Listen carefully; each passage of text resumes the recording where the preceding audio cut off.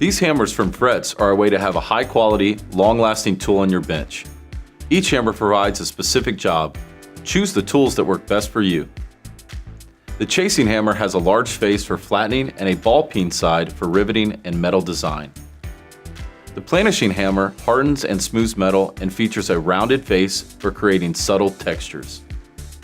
The narrow raising hammer is a cross peen used to sink metal into concave shapes and fit into curves where a round Planishing hammer will not fit.